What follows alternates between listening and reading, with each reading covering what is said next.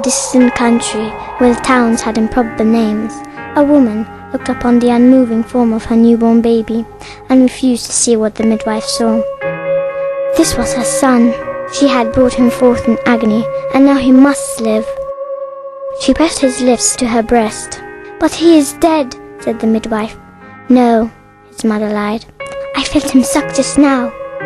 Her lie was as milk to the baby, who really was dead, but who now opened his dead eyes and began to kick his dead legs. "There, do you see?" And she made the midwife call the father in to know his son.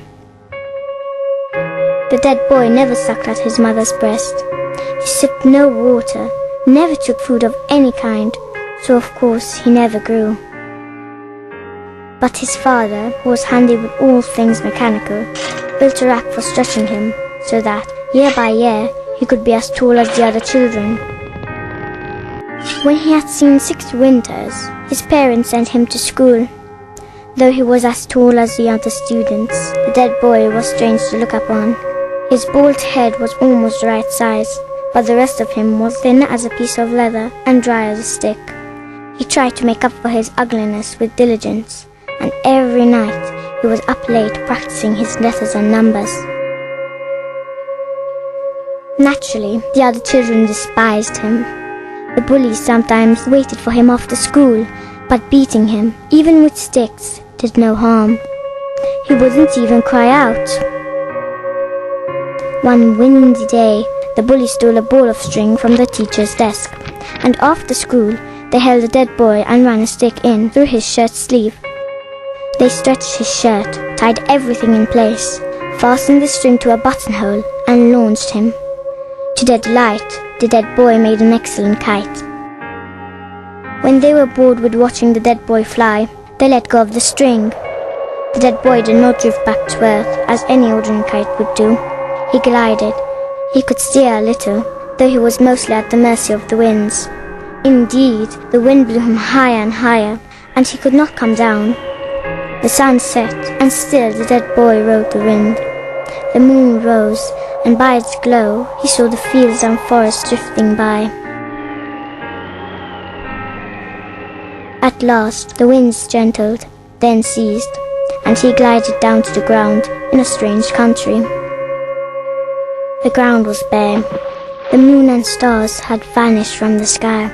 The air seemed grey and shrouded. Hour after long hour, there was only the same greyness, so he began to wonder. He encountered a man who looked much like himself. "Where am I?" the dead boy asked. The man looked at the greyness all around. "Where?" the man said. A woman emerged from the greyness. Her head was bald too, and her body dried out. "This," she said, touching the dead boy's shirt. "I remember this." "Clothes?" said the dead boy. "Clothes," the woman cried. "That's what it's called." More shriveled people came out of the greyness. They crowded close to see the strange dead boy who wore clothes. Now the dead boy knew where he was. This is the land of the dead. "Why do you have clothes?" asked the dead woman. "We came here with nothing." "I have always been dead, but I spent 6 years among the living," said the dead boy.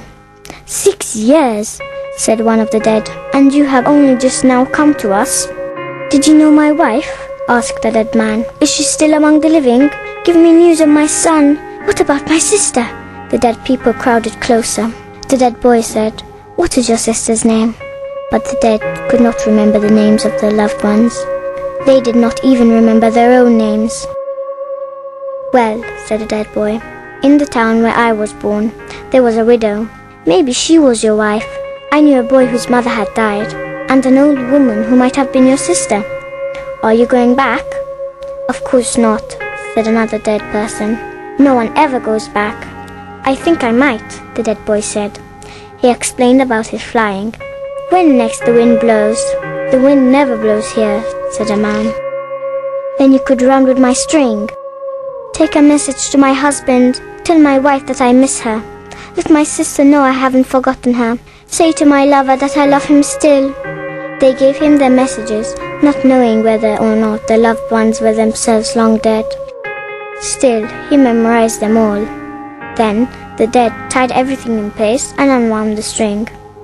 Running as fast as their leathery legs could manage, they pulled the dead boy back into the sky, let go of the string, and watched with their dead eyes as he glided away. He glided a long time over the grey stillness of death, until a gust of wind carried him up above the greyness to where he could see the moon and stars. The dead boy came to earth in a little village. He knew no one here, but he went to the first house he came to and knocked on the bedroom shutters.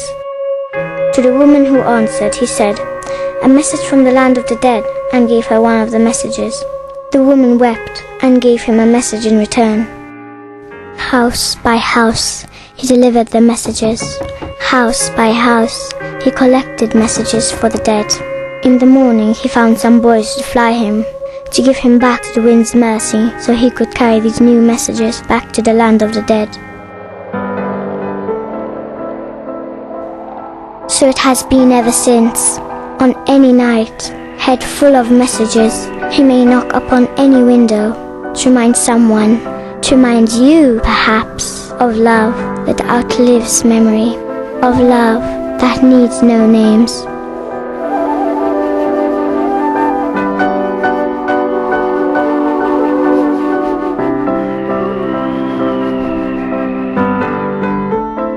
When the revenant came down